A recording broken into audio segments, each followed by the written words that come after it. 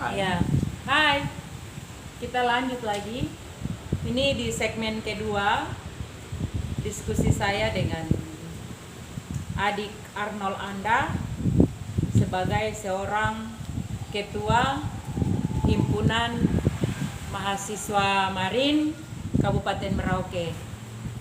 Dan dengan telah disahkannya DOB untuk di tanah Papua, yaitu 3 DOB, maka secara otomatis adik Arnold Anda ini dia akan disebut sebagai Ketua Himpunan Mahasiswa Marin Provinsi Papua Selatan. Bukan begitu, Arnold? Nah, sebenarnya kan kita bicaranya juga dalam konteks musyawarah. Musyawarah, ya betul, dalam konteks musyawarah. Tetapi biasanya pengalaman yang ada, dia punya turunan itu ketika seorang ketua yang dia sedang menjabat di posisi sebagai ketua dalam kelas kabupaten, ketika sudah ada tingkatan itu biasanya tinggal didorong untuk dia naik tingkat ke atas. Mungkin seperti begitu. Ya, kita doakan saja semoga hal itu bisa terjadi. Dan ya, walaupun itu biasanya dalam musyawarah bermufakat, karena di Indonesia ini kan kita menganut paham tentang mufakat. Jadi segala hal yang kita inginkan itu kita harus melalui musyawarah untuk mendapatkan mufakat, kesepakatan dari semua, baru dia ditampu atau disahkan menjadi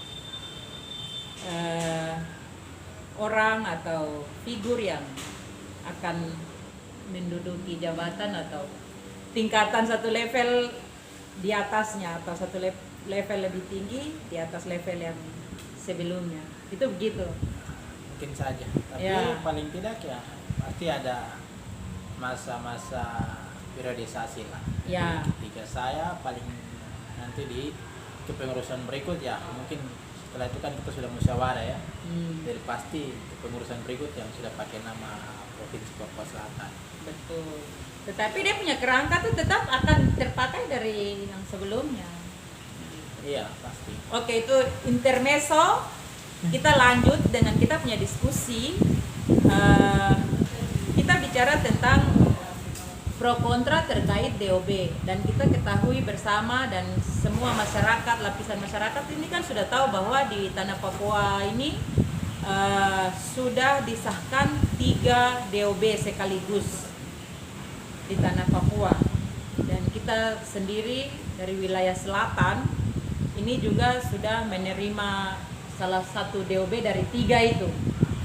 Dari 3 itu, jadi kan ada DOB Papua Selatan, terus DOB Papua Pegunungan, dan DOB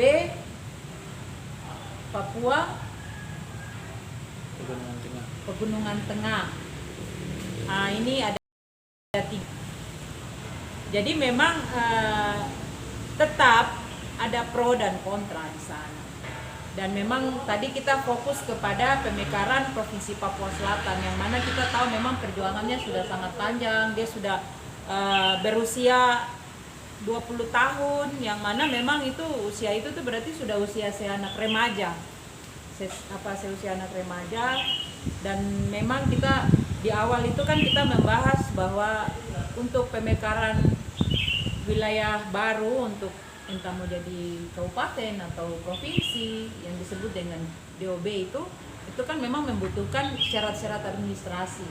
Dan kita punya perjuangan untuk pemekaran Provinsi Papua Selatan ini kan ada salah satu persyaratan administrasi yang memang hampir 20 tahun itu tidak terpenuhi, yaitu tentang izin dari provinsi induk, yang tadi di awal saya sebut dengan sebutan provinsi tua. Itu tadi Ade Arnold kan sudah singgung sedikit ke situ. Jadi coba silakan untuk dilanjutkan tentang kita punya syarat administrasi itu. Jadi yang memang mungkin syarat administratifnya saja yang memang masih lewat jalur provinsi induk ya. kalau Tuh. Makanya dia akhirnya terhambat makanya kan dalam hal ini provinsi itu dia tidak mau kehilangan satu daerah juga. satu daerah. Padahal sebenarnya Provinsi Papua Barat itu juga kan dia sudah terlepas juga, dan itu sebenarnya cikal bakalnya dari ide untuk perjuangan pemekaran Provinsi Papua Selatan waktu itu ya.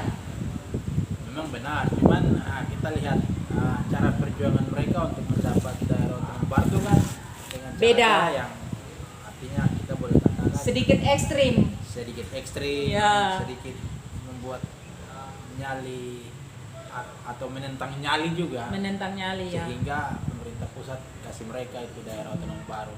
Dan kita ketahui bersama memang waktu itu untuk pemekaran Provinsi Papua Barat itu kalau tidak salah waktu itu mereka bentangkan bintang kejora di salah satu ruang di Kementerian Dalam Negeri, di Kemendagri. Dan memang waktu itu langsung suka tidak suka ya pusat langsung menjawab, artinya Indonesia tidak ingin kehilangan Papua dalam konteks NKRI gitu. Jadi untuk mengakomodir tetap Papua itu bagian dari Indonesia, maka dijawab dengan diberikanlah itu pemekaran Provinsi Papua Barat kepada saudara-saudara kita yang sekarang sudah memiliki provinsi sendiri toh. Itu waktu itu kalau tidak salah tuh di posisi itu. Dan waktu itu untuk di Papua Selatan sendiri tidak menggunakan gaya dan cara-cara itu karena memang tetap masih mengikuti prosedur tahapan-tahapan yang memang mekanisme itu harus dilalui. Sedikit gali sejarah itu kira-kira tahun berapa ya? Tahun yang ketika Provinsi Papua Barat dimekarkan.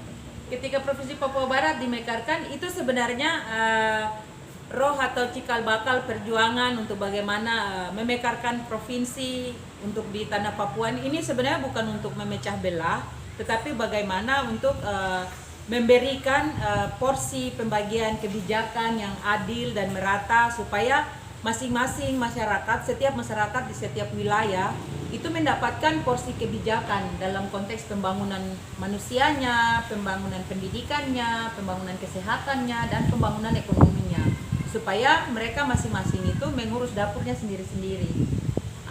Kenapa waktu itu cikal bakal harus ada perjuangan untuk memekarkan diri?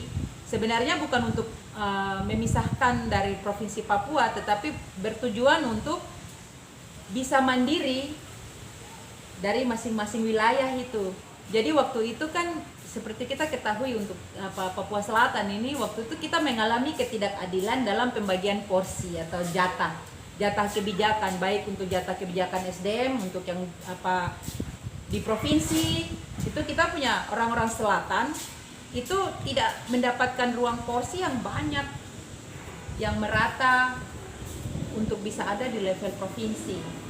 Lalu yang berikut tentang kebijakan pembagian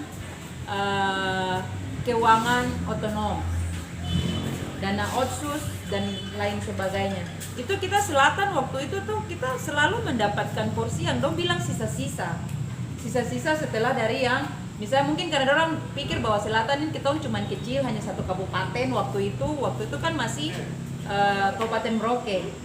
Jadi Asmat, Mapi, Bovendigul itu dia masih menjadi satu kesatuan dari Kabupaten Merauke. Jadi Asmat, Mapi, Bovendigul itu dia menjadi perwakilan wilayah distrik. Jadi distrik Citakmitak itu yang ada di bagian dari Asmat sekarang, Citakmitak itu. Terus Senggo, terus Bade itu dia bagian dari Kabupaten Mapi sekarang. Lalu Mindip Tanah Merah itu dia bagian dari Kabupaten Bovendigul sekarang. Nah ini dulu distrik-distrik ini distrik-distrik terbesar yang artinya menjadi pusat-pusat kota dari distrik. Yang waktu itu mereka tetap masih berada dalam satu kabupaten yaitu Kabupaten Induk, Kabupaten Merauke. Nah, akhirnya karena waktu zaman itu 2001, 2022 itu waktu itu dijabat oleh Bapak Dr. Anus Johannes Gulbagepse 2001, 2010 kan? Ya kan beliau menjabat 2 periode. 2001. Jadi mulai menjabat itu dari 2021. 2001 sorry, bukan 2021 tapi 2001. 2001 sampai dengan 2001 sampai dengan 2004 2005 itu periode pertama beliau. Nanti 2005 sampai dengan 2010 itu periode kedua beliau gitu. Jadi dalam perjalanan itu akhirnya kita tahu tentang pembagian porsi yang tidak adil untuk kita di selatan itu setelah Bapak Johannes Dulbagirse menjabat sebagai Bupati Kabupaten Merauke. Beliau melakukan terobosan akhirnya berpikir bahwa kita harus melakukan pemekaran kabupaten untuk supaya kita bisa menyerap anggaran dari Otsus ini untuk di selatan ini bisa sedikit banyak supaya masyarakat yang ada di beberapa distrik pemerataan pembangunan lah. Untuk pemerataan pembangunan untuk beberapa distrik besar yang akhirnya ada terwakilan dari MAPI, Bovendigul dan Asmat, ini menjadi distrik-distrik sentral waktu itu. Dan akhirnya Bapak John Bluba ini kan beliau berpikir bahwa saya harus lakukan pemekaran kabupaten supaya misalnya masyarakat suku dari kabupaten dari MAPI ini mereka mengurus wilayahnya di MAPI, terus masyarakat yang dari Asmat ini mereka bisa mengurus wilayahnya di Asmat, terus masyarakat yang dari Bovendigul ini mereka bisa mengurus wilayahnya di Bovendigul. Lalu supaya pembagian porsi, misalnya kita punya mahasiswa yang lakukan pendidikan atau studi di luar Merauke, ini juga porsi ini mereka bisa mendapatkannya dengan cukup banyak, dalam arti bahwa orang-orang tua dari anak-anak yang tetap berkeinginan untuk sekolah ini mereka bisa tetap sekolah dan alokasi anggaran disediakan untuk mereka melalui anggaran Otsus itu tadi yang dari Otsus 2001 itu saya ingat betul. Dan yang paling mendasar itu karena kita tidak mendapatkan pembagian porsi dan kuota yang adil dari Provinsi Induk, dan itu dari zaman waktu Pak Barnabas Webu masih menjabat sebagai gubernur Provinsi Papua. Dan memang secara jujur kita harus mengakui itu bahwa memang Provinsi Induk waktu itu ya tidak melakukan pemerataan pembangunan untuk kita di selatan. Mungkin karena mereka berpikir bahwa kita di sini hanya satu kabupaten saja, tetapi sebenarnya wilayah terluas dari Provinsi Papua itu ada di wilayah kita. Di selatan Papua sini ya. Di Papua Selatan itu wilayah terluas. Karena apa tadi? Buktinya akhirnya MAPI dia bisa mekar jadi kabupaten, Asmat dia mekar jadi kabupaten, Bovendigul dia mekar jadi kabupaten. Ini karena apa? Karena luas wilayah administrasi geografis. Dan memang dengan kita punya, ketika kita masih jadi satu kabupaten induk waktu itu kan pelayanan pembangunan kepada kita punya masyarakat sampai ke pelosok-pelosok itu tidak terjangkau dengan baik. Karena apa? Geografisnya itu sangat-sangat jauh, dan kita bisa pakai skala itu tadi S1, S2, S3. Sulit, sangat sulit sekali itu masuk kategori S3. Bahkan sebenarnya kita untuk sekarang Kabupaten Merauke ini kita masih ada punya beberapa distrik yang tetap dia masuk dalam klaster skala S3. Sulit, sangat sulit sekali. Itu masih ada di beberapa distrik. Ini pun distrik ini juga bisa berpotensi untuk dimekarkan untuk menjadi satu kabupaten lagi. Karena apa? Karena itu tadi untuk memperpendek rentan kendali administrasi supaya masyarakat itu mereka tidak jauh untuk datang kepada pusat kabupaten, kepada pusat ibu kota untuk mengurus segala kebutuhan dan keperluan. Hal itu juga yang mendasar waktu kenapa harus berjuang untuk meningkatkan Kabupaten Merauke menjadi tambahan 3 kabupaten menjadi 4. Itu dengan tujuan untuk memperpendek itu tadi dan bisa menyerap hak-hak dari Otsus itu untuk di selatan, di Tanah Papua Selatan. Itu yang pertama. Yang kedua, bertujuan untuk memperpendek rentan kendali. Karena kita punya masyarakat ini kan urusan yang harus mendapat surat misalnya satu lembar kertas saja dia harus berburu ke provinsi. Kita tahu di sini kan kita provinsi ada di Jayapura. Di Jayapura, kita punya provinsi di sana. Hanya untuk kita mau urus satu kertas saja, kita harus terbang naik pesawat ke sana karena tidak ada akses jalan darat.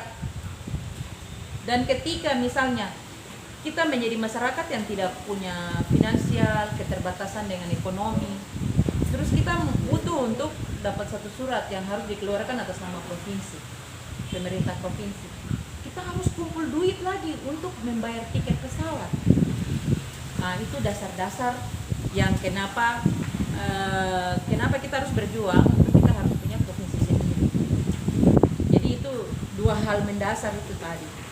Yang pertama karena kita mendapat porsi yang tidak rata, tidak adil, tidak merata.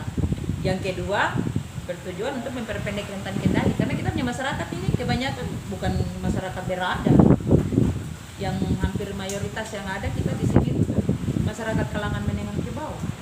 Dan otomatis kita tidak akan mampu untuk membayar tiket pesawat. Dan sampai dengan hari ini kan tiket pesawat ke Jayapura tuh kan harga paling termurah tuh kan masih di atas di 1 juta. Di 1 juta. Kau bayangkan Arnold, ketika 100.000 saja kita usaha satu hari hanya untuk mau beli beras. Beras sekarang sudah 12.000 1 kilo. Ketika dalam satu keluarga, dalam satu rumah ada misalnya 5 kepala, berarti dia membutuh beras 1 kali masak 2 kilo. Itu 1 kali masak, nanti baru dikali 1 hari. 1 hari itu berarti berapa kali makan? Misalnya rata-rata 3 kali makan. 2 kilo dikali 3 berarti 6 kilo 1 hari. 6 kilo 1 hari dikali 12.000. Itu hanya untuk beras, belum untuk lauk pauk. Dikali 30 hari. Dikali 30 hari. Bayangkan sih. Jadi memang saya cermati betul bahwa hal-hal mendasar ini yang membuat kita ingin agar daerah kita di selatan ini dimekarkan menjadi sebuah provinsi. Ya. Memang betul. Dilihat daripada topografi wilayah, kemudian geografisnya, kemudian berbagai macam hal sebenarnya. Tapi yang paling mendasar di sini itu adalah topografi wilayah atau wilayah geografis daripada tanah provinsi. Namun yang tadi saya sampaikan bahwa sebenarnya itu kita sulit untuk mempermudah perjuangan ini, pemekaran itu adalah hal-hal yang berkaitan dengan regulasi. Seperti kita tahu sama-sama bahwa ketika di otonomi nomor 21 tahun 2001 itu tidak ada tidak ada jalan mulus. Kita mengalami rintangan, hambatan karena daerah ini provinsi induk dia tidak rela dan tidak ikhlas untuk kita selatan ini menjadi provinsi sendiri. Ya, lalu kemudian ada Itu syarat-syarat administrasinya, administrasi. kemudian harus ada rekomendasi MRP, DPRP, lalu Ya. kemudian gubernur. Nah, ini kita sama-sama tahu bahwa Bapak John ini kan sudah berulang kali coba bernegosiasi dengan provinsi Indo, Pemerintah dalam Provinsi hal ini Indo. Provinsi Papua, namun tidak pernah ada Respon positif. baik, respon positif daripada Pemerintah provinsi induk. pemerintah Provinsi Indo. Lalu kemudian beliau coba juga sampai ke Jakarta bernegosiasi dengan mereka di Komisi 2 sampai kemarin begitu undang-undang draftnya mau disosialisasikan datang kasih tunjuk di masyarakat di selatan Papua, itu mereka hafal betul itu Bapak John itu siapa. Karena Mereka tidak lupa dengan sosok beliau begitu lama perjuangan beliau dalam mengusahakan Provinsi Papua Selatan. Lalu kemudian saya masih coba untuk tarik satu benang merah daripada Undang-Undang Nomor 21 Tahun 2001 yang kemudian direvisi menjadi Undang-Undang Nomor 2 Tahun 2021 yang di dalam revisi undang-undang itu kemudian ditambah beberapa poin, terutama di pasal 76. Kalau saya tidak salah itu pasal 76. Pasal 76 itu dia hasil perubahan amandemen dari pasal 74 Dia sebenarnya bukan nomor hasil amandemen, 21, kayak 2001. dia lebih tepatnya itu hasil revisi. Jadi hasil revisi daripada Undang-Undang Otsus nomor 21 tahun 2001 yang kemudian direvisi menjadi Undang-Undang nomor 2 tahun 2021. Kemudian di dalam pasal tersebut di poin B-nya itu mengatakan bahwa pemekaran daerah otonomi baru. Jadi lewat celah itulah akhirnya bisa ada ruang untuk mempermudah syarat administratif pemekaran wilayah DOB. yang baru. Tetapi kita dalam tanda kutip harus bisa kritis melihat persoalan ini bahwa sebenarnya secara realita kita ini belum siap. Ya. Jadi tadi jelaskan dari berbagai macam sisi kehidupan sosial kita untuk mengurus segala macam administrasi ke ibu kota. Seperti itu kendala-kendala yang tidak semua surat itu kita urus di provinsi induk. Paling masyarakat itu seringkali berdekatan sekali dengan beberapa kantor-kantor yang orientasinya selalu di kampung, misalnya macam dinas pemberdayaan kampung, lalu kemudian dinas sosial, itu di tingkat kabupaten ada. Lalu kemudian dinas apa lagi ya, Dukcapil untuk kependudukan. Saya pikir itu membuat kita juga harus bisa melihat daerah otonom baru ini sebagai sesuatu yang dalam tanda kutip itu bentuk ancaman bagi kita sendiri di Papua Selatan. Kenapa saya bisa sampaikan bentuk ancaman? Sebab kita sama-sama tahu bahwa ibarat gula yang ketika kita taruh di tempat, tumpahkan dia di atas meja pasti semut akan ada. Tidak sampai 5 menit pasti semut sudah. Betul. Makanya kalau dalam tanda kutip saya bicara bentuk ancaman, ya saya sendiri sebagai generasi muda daripada tanah ini pasti merasa prihatin terhadap eksistensi saya sebagai orang asli. Apalagi kita sama-sama tahu bahwa perkembangan orang asli Marin dari tahun 2021 di masa Otsus pertama tahun sampai 2001 dengan 2021 ini pertumbuhan orang asli Marin itu semakin, dia tidak terlalu merosot, dia tidak meningkat tapi dia merosot ya. Dia pelan, ibaratnya macam jalan mungkin. Ya ibarat kata filosofi Musa Mus tadi. Iya. Jadi sebenarnya ini juga kita harus bisa mencermati, melihat, lalu kemudian melihat pemekaran daerah otonomi baru ini sebagai sesuatu yang baik, bisa juga kita katakan baik. Pasti akan ada baik dan buruknya. Kalau kemudian ada buruknya, pasti kita akan lihat dari bentuk-bentuk dampak yang ditimbulkan nanti. Maka untuk itu sebenarnya sekarang, karena itu sudah disahkan pada tanggal 30 Juni 2022 kemarin. Benar.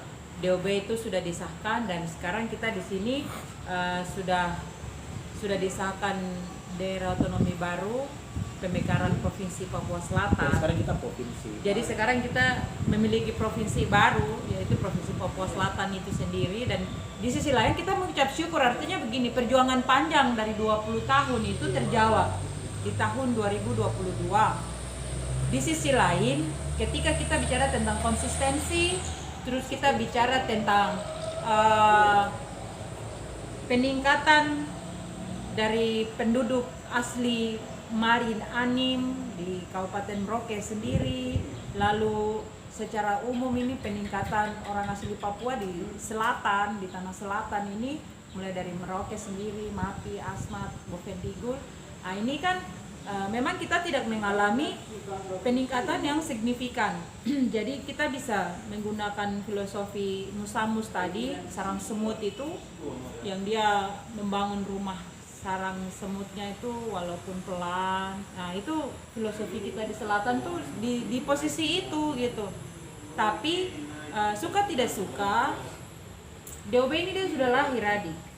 Benar. Dia sudah lahir, maka hari ini kita sebagai generasi muda harus berpikir kritis bahwa kita harus mengakomodir dan melindungi hak-hak kita sebagai seorang anak tanah Papua Selatan.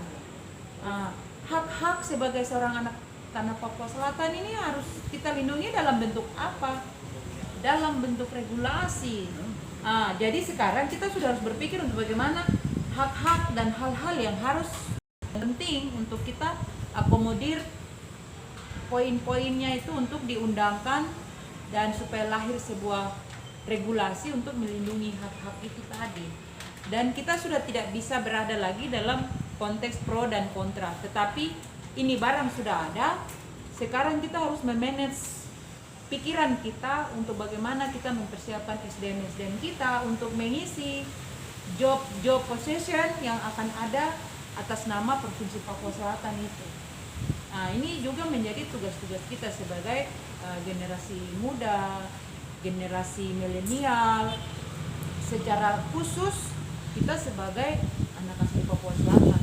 Terlepas dari ada banyak pemuda-pemuda yang non-OAP yang ada di sini yang sekarang juga gencar untuk berbicara menyuarakan tentang Papua Selatan dan segala macam, tetapi itu bagian dari klaim name up. Tetapi sebagai anak tanah Papua Selatan asli, kita harus berdiri di atas tanah kita dan kita harus menjadi orang pertama dan terdepan di negeri kita. Dan ruang itu harus kita jemput bolanya. Jemput bolanya dengan itu tadi, kita harus berpikir tentang mempersiapkan regulasi-regulasi yang bisa mengakomodir dan melindungi ruang hak itu, baik dari kebijakan ekonomi, politik, hukum, HAM. Jadi ini harus ada. Saya pikir setelah undang-undang atau draft RUU tentang PPS disahkan yang kemudian sudah jadi undang-undang, pemerintah juga harus segera membuat peraturan Perdasusnya. Perdasi dan Perdasu itu penting, itu menjadi apa namanya? Peraturan pelaksana. Disebut dengan atau lebih tepatnya apa ya? Rujukan atau apa namanya, fungsi kontrol kendali dalam sebuah produk pemerintahan, dalam tanda kutip pemerintahan yang lahir dalam ruang otonomi khusus. Dia harus dibedakan dengan kebijakan pemerintah. Representatif kultur orang asli dari Papua Selatan juga harus ada. Harus terakomodir di sana. Lalu kemudian ada kursi-kursi kuota khusus yang diberikan untuk wakil-wakil rakyat, khususnya orang asli Papua Selatan. Itu untuk di DPR provinsi ya. Untuk di DPR provinsi. Paling tidak harus ada di DPR kabupaten juga. Nah, itu.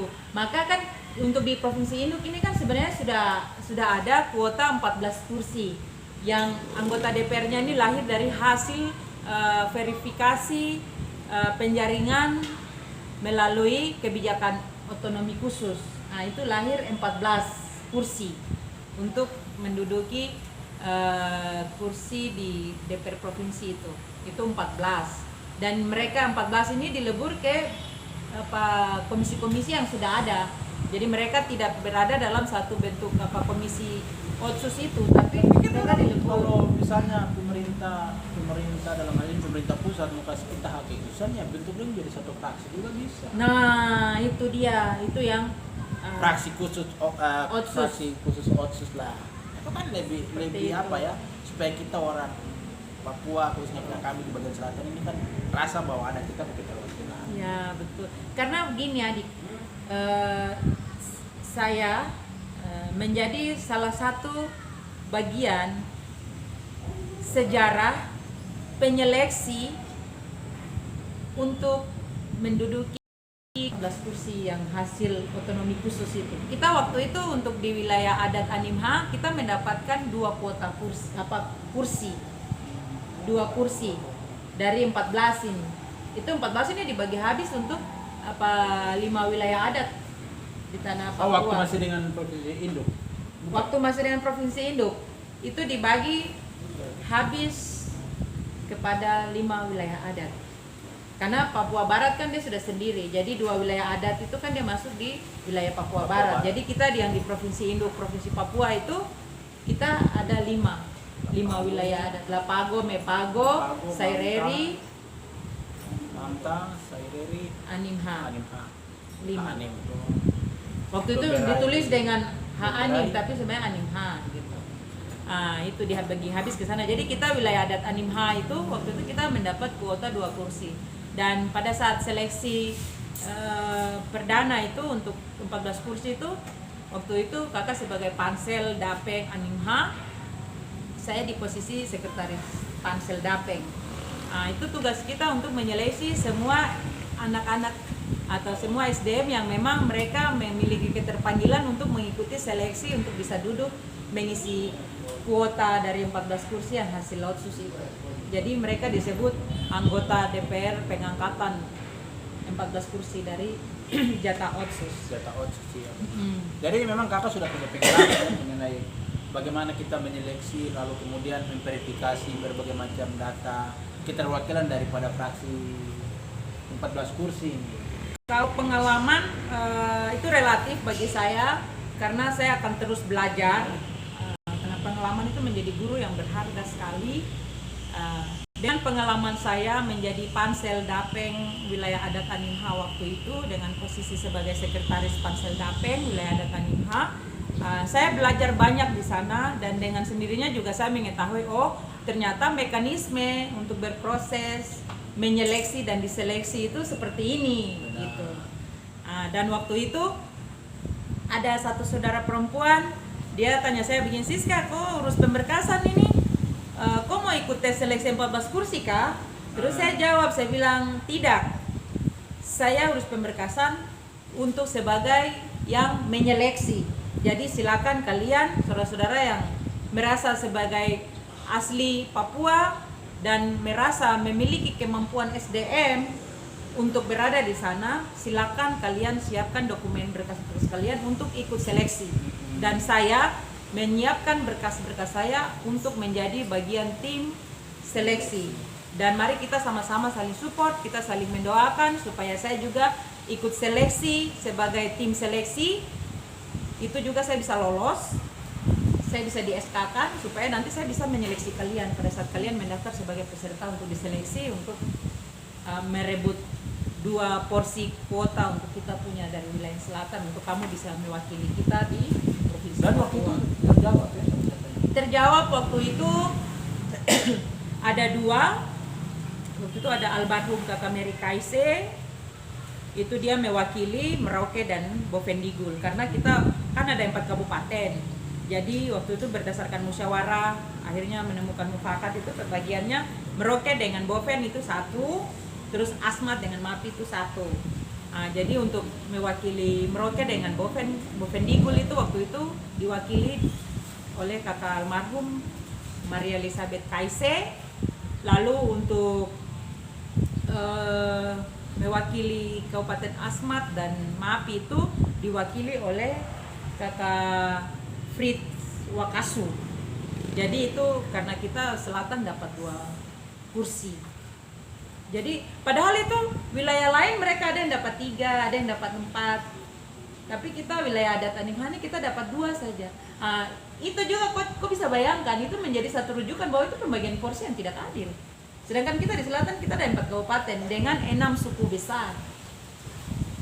Tapi saya pikir kan sekarang kita sudah bersyukur bahwa kita sudah punya provinsi sendiri yaitu Provinsi Papua Selatan. Suka tidak suka kita mengakui itu bahwa sudah disahkan dan kita tidak bisa bertentangan lagi terlalu banyak dalam dinamika itu, tetapi bagaimana kita harus mempersiapkan SDM kita untuk mengisi ruang yang masih kosong ini. Maka tadi saya berharap sekali kita 4 kabupaten yang ada di tanah Papua Selatan ini, pemuda-pemudi ini kita harus duduk bersama untuk bagaimana kita mendorong tentang regulasi-regulasi. Jadi poin-poin yang bisa kita berikan catatan-catatan supaya kita bisa dorong untuk supaya bisa dilahirkan sebagai sebuah regulasi untuk melindungi hak-hak kita sebagai orang asli Papua. Yang tadi kan Adik Karnol bilang bahwa untuk proteksi dan segala macam ini kan kita harus dorong tentang lahirnya otsus ini dari Perdasi dan Perdasus ini utama. Karena kita tahu bersama bahwa waktu kita masih berada di satu naungan yang Provinsi Papua ini kan Perdasi dan Perdasus ini dia punya turunan dari otonomi khusus, undang-undang otonomi khusus ini salah satunya tuh dia tidak jalan. Dia tidak jalan. Jadi kita harus kawal bersama dengan telah lahirnya nih Provinsi Papua Selatan ini, kita harus kawal bersama bahwa Perdasi dan Perdasus ini dia harus lahir. Jangan hanya salah satu. Kalau salah satu saja yang dia lahir berarti nanti kita alami ketimpangan lagi, cacat. Nah ini engkau punya tugas juga sebagai seorang ketua himpunan mahasiswa Marin. Ya kalau pemerintah dong kasih kita untuk buat itu barang, kita susun sesuai dengan kita. Tapi jangan menunggu, tetapi kalian kita harus menjemput bola dalam arti begini, kita harus sudah punya konsep-konsep yang bisa untuk kita tawarkan kepada pemerintah Provinsi Papua Selatan bahwa ini konsep kami untuk bisa diakomodir sebagai pembentukan regulasi bisa terakomodir untuk di Perdasi dan Perdasus. Saya pikir dalam Undang-Undang Otonomi Khusus nomor 2 tahun 2021, lalu kemudian ada peraturan pelaksana 106 105, Jakarta sudah cukup kasih kita keleluasaan. Namun sekarang yang menjadi adalah bagaimana daerah dalam hal ini 4 kabupaten yang ada di selatan Papua ini, Tanah Papua Selatan, ini bisa membuat peraturan daerah khusus, peraturan daerah provinsi dan peraturan daerah khusus ini, sehingga turunan daripada peraturan pelaksana ini bisa ada di Perdasi dan Perdasus, lalu kemudian bisa ada juga nanti di peraturan gubernur atau juga peraturan bupati. Ya. Yang terlebih itu kita harus kawal supaya dia menjadi undang-undang yang lahir dari DPR Provinsi Papua Selatan. Saya pikir kalau soal undang-undang itu memang itu merupakan hierarki hukum yang tinggi ya. Ada undang-undang dasar, lalu kemudian ada undang-undang. Ini undang-undang yang harus dilahirkan dalam konteks bahwa tanah Papua ini dia menganut kebijakan otonom, dia berada dalam ruang otonom. Kita punya undang-undang otonomi khusus. Ya, justru itu untuk memanfaatkan ruang dari undang-undang otsus itu, maka kita harus melahirkan, kita punya undang-undang kebijakan semacam untuk wilayah kita bikin semacam peraturan daerah khusus, tapi memang itu perda-perda itu lebih banyak itu kan di berapa banyak kita punya orang di DPR, karena barang-barang itu kan selalu dibicarakan di sana. Nah, untuk bagaimana kita bicara tentang pengakomodiran SDM untuk di DPR, ini juga penting. Artinya begini, kita harus jeli melihat bahwa orang-orang yang kita akan dorong untuk duduk di DPR Provinsi Papua Selatan ini harus orang-orang yang kredibel. Dalam arti begini, dari konteks penguasaan ruang SDM, dia memiliki pengalaman yang cukup untuk berbicara terkait melindungi hak-hak daripada masyarakat asli Papua itu sendiri, secara khusus masyarakat asli Papua Selatan dari 4 wilayah kabupaten di tanah Papua Selatan. Dan ini penting. Lalu yang berikut, jangan kita memberikan ruang kepada kita punya saudara-saudara non-OAP untuk mereka ada di barisan terdepan dari kita, tetapi kita yang harus berada di barisan terdepan dari mereka. Benar. Dan ruang ini nih wajib diberikan oleh kita saudara-saudara non-OAP ini, supaya bahwa ini kalian punya ruang, jadi silakan kalian ada di sana gitu. Jangan merebut ruang-ruang itu dengan cara-cara dengan cara-cara yang kadang secara halus merebut simpati dan segala macam. Ini kan ruang-ruang yang, nah ini untuk hak-hak politik, ini bagian dari kebijakan politik yang harus kita akomodir untuk dilindungi, supaya kita hak politik ini dia tidak terkebiri lagi. Karena kita tahu bersama, kita belajar dari lahirnya otonom, lalu dalam bentuk undang-undang otonomi khusus nomor 21 tahun 2001 itu sebenarnya jujur juga di sana tuh tidak banyak implementasi penerapan dari undang-undang otonomi khusus itu, khusus untuk kita di Papua. Saya mau bilang satu begini contoh, dalam perintah dari undang-undang otonomi khusus bahwa di tanah Papua itu harus didirikan pengadilan hak asasi manusia. Itu sampai dengan hari ini, Arnold, itu belum pernah ada. Nah, maka kenapa kita harus tekankan dengan harus perdasus ini, dia jangan sampai kita mengalami ketimpangan dengan contoh yang sudah ada di provinsi induk, yaitu provinsi Papua. Lemah karena salah satu dari ini dia tidak ada, makanya timpang. Ya, harusnya nih perdasus dia harus balance. Dan kita harus dorong setiap perintah dari undang-undang itu dia harus terlaksana. Jangan kita setelah kita sudah dikasih bingkisan manis ini dengan provinsi baru, lalu hari ini sudah kita lupa untuk mengawal isi dari perintah undang-undang otonomi itu. Karena kita lalai dari yang undang-undang otonomi khusus nomor 21 tahun 2001 itu. Kita lalai untuk mengawal. Ini kita lupa centang-centang. Ini undang-undang poin pasal mana yang sudah terlaksana, pasal mana yang belum. Nah, ini supaya menjadi salah satu poin-poin yang menjadi barometer untuk pada saat melakukan revisi Undang-Undang Otsus nomor 2 tahun 2021 kemarin. Nomor 21. Itu. Jadi sebenarnya kan barang yang kita bicarakan ini sesungguhnya sudah final. Nah, lalu kemudian kita dihadapkan dengan situasi yang memang hari ini mau tidak mau kita harus terima hadirnya Provinsi Papua Selatan. Saya pikir kita harus bisa pikir juga soal kita masyarakat adat ini. Ya, itu makanya fungsi untuk bagaimana regulasi untuk perdasus itu kita harus kawal dengan baik. Paling tidak juga di provinsi baru ini yang kita baru terima tanggal 30 kemarin, ada Provinsi Papua Selatan, di dalamnya ada Kabupaten Merauke, Kabupaten Matias, dan Bovendigul ini bisa ada perda khusus untuk melindungi kita punya masyarakat, punya tanah-tanah adat. Itulah tadi harus terakomodir dalam perdasus. Perdasus itu turunannya akan diimplementasikan ke kabupaten kota. Maka tetap kita fokus bagaimana untuk mengawal poin-poin yang harus terakomodir dalam perdasus dan perdasus, supaya dia punya turunan perintah itu diimplementasikan ke kabupaten-kabupaten ini. Kita di selatan ini kan ada 4 kabupaten. Ya, semoga setelah lahirnya Provinsi Papua Selatan akan lahir kabupaten-kabupaten baru seperti Kabupaten Muyu, Kabupaten Muara Digul, dan Kota Madiang.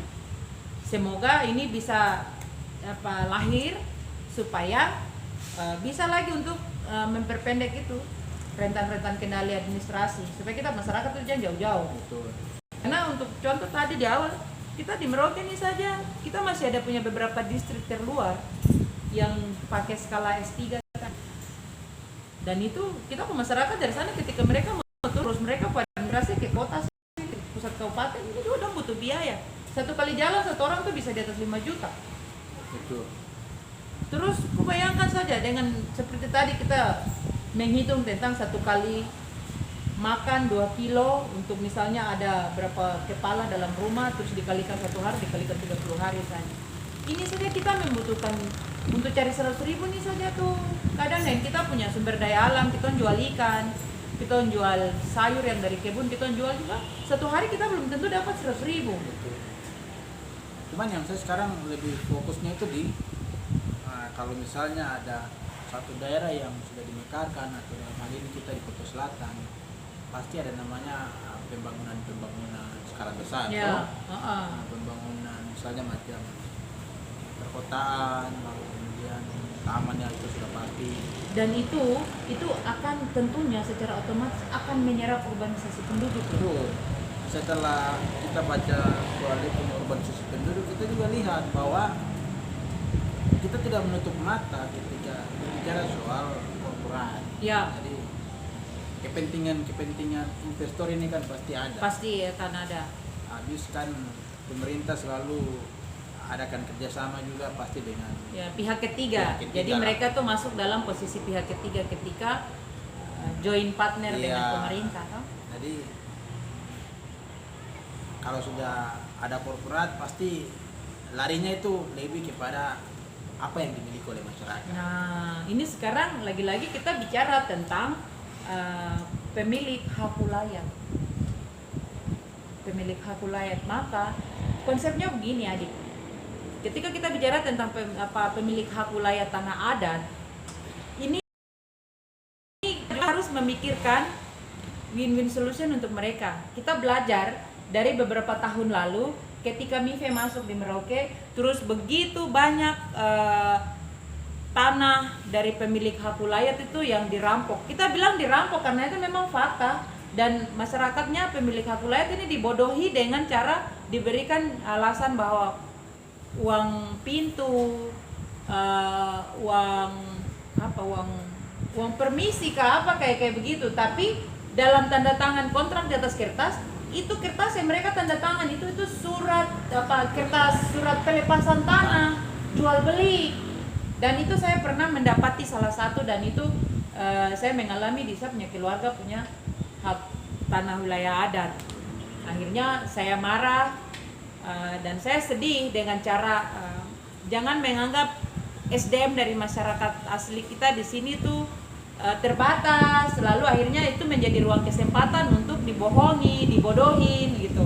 Nah, ibarat kata tuh begini, rambut ini sudah tak putar, keriting toh, dia sudah tak putar, jangan tambah diputar-putar gitu. Itu saya paling tidak suka. Karena apa? Kita harus jujur bicara, yang benar itu katakan benar, yang salah katakan salah. Dalam konteks ini, kita punya masyarakat adat ini, mereka yang pemilik wilayah adat tanah mereka gitu. Jadi sebenarnya mereka juga sebagai pemilik investasi. Investor mereka datang masuk dengan menginvestkan keuangan mereka. Tetapi kita punya masyarakat pemilik hak wilayah adat ini, mereka juga sebagai investor karena mereka memiliki investasi tanah gitu.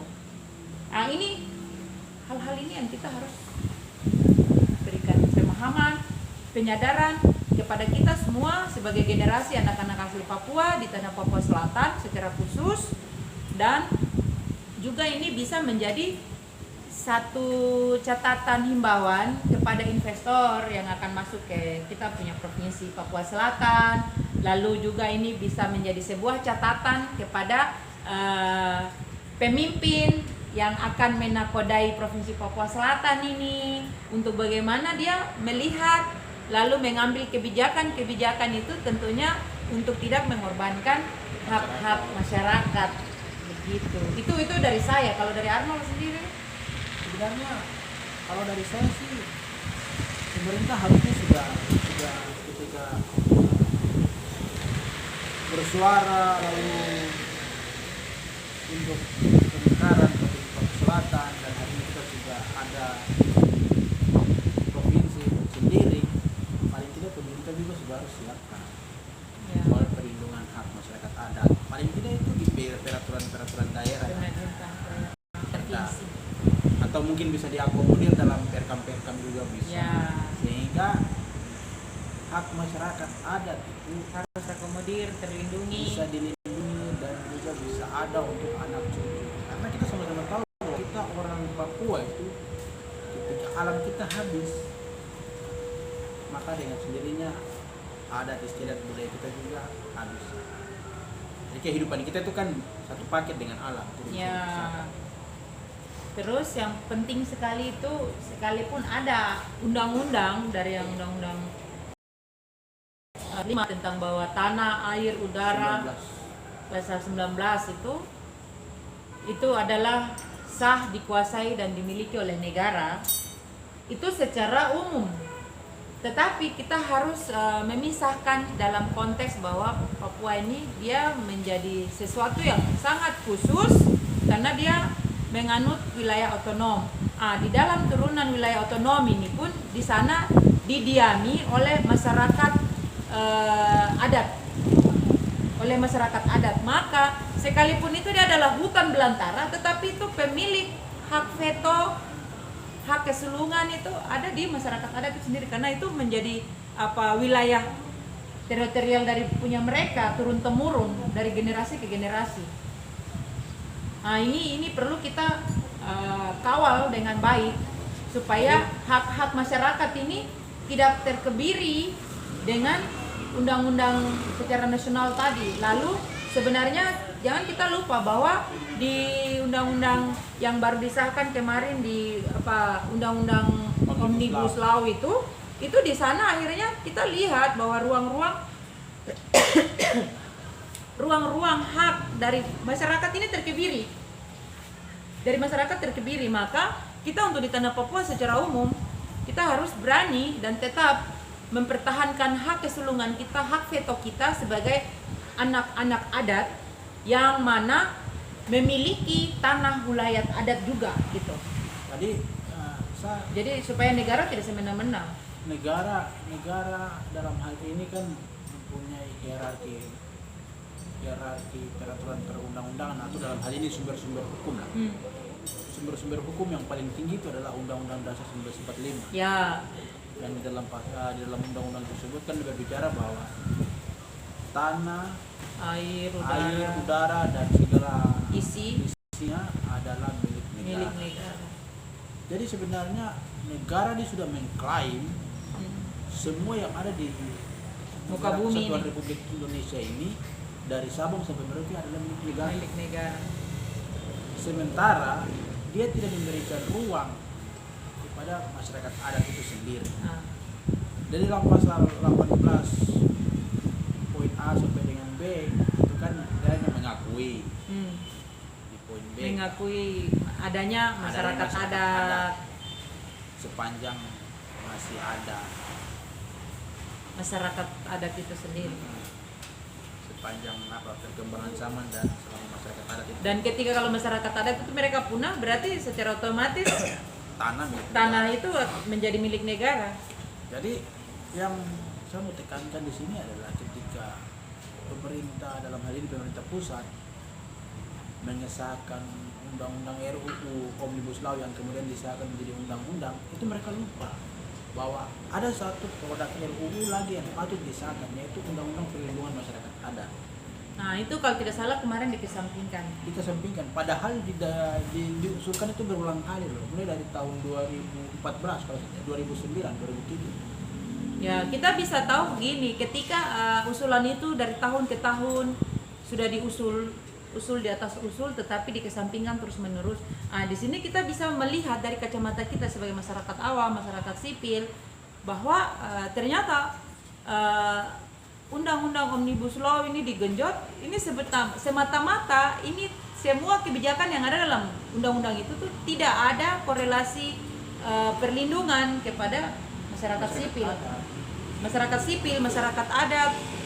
Nah, ini satu undang-undang yang memang bertentangan dengan dinamika fakta real yang memang terjadi, dan Indonesia ini kan menganut paham tentang adat istiadat, budaya, tetapi mereka mengesampingkan tentang perlindungan hak masyarakat adat itu.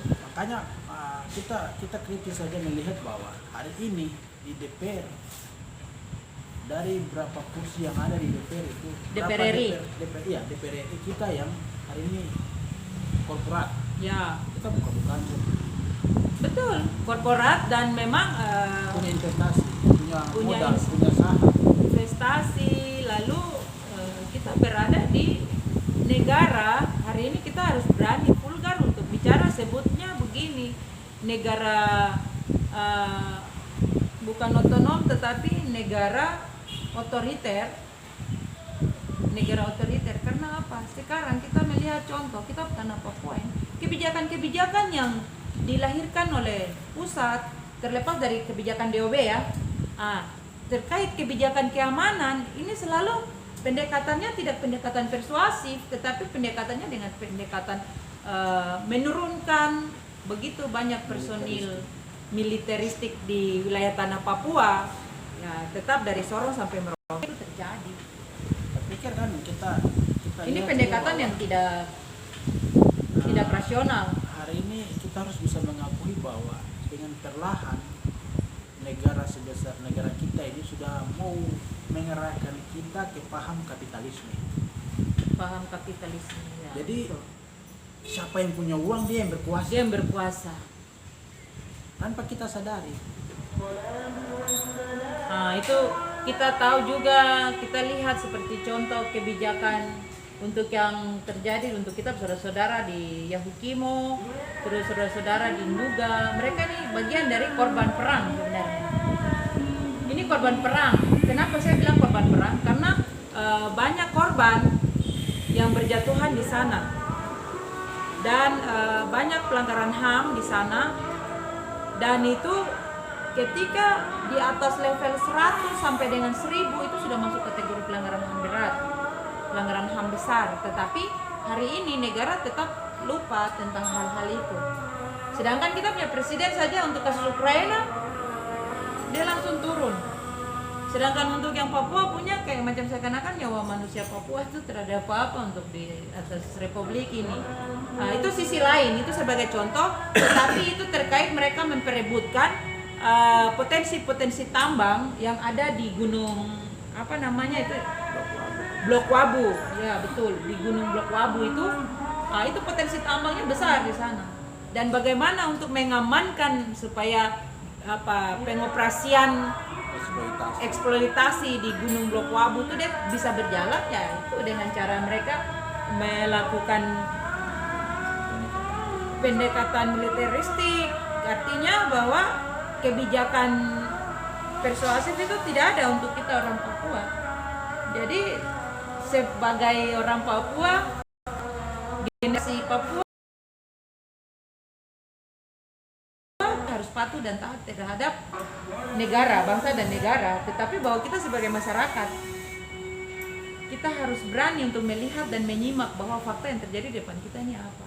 Dan kita sebagai masyarakat wajib dan dilindungi oleh undang-undang untuk menyampaikan pendapat kita Mungkin kepada pemerintah.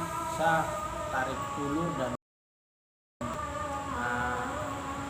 kesimpulan singkat saja bahwa memang hari ini kita beruforia, bergembira soal Pemekaran DOB Provinsi Papua Selatan, pemekaran Provinsi Papua Tengah dan Papua Pegunungan Tengah.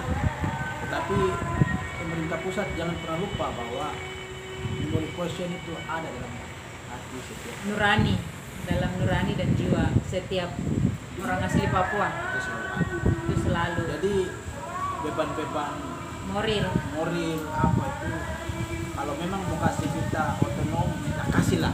kasih sebebas-bebasnya. Tentunya Intinya tetap kita dalam konteks dalam NKRI, koridor NKRI, tetapi jangan ibarat lepas kepala terus pegang ekor, jadi tetap dikendalikan ini.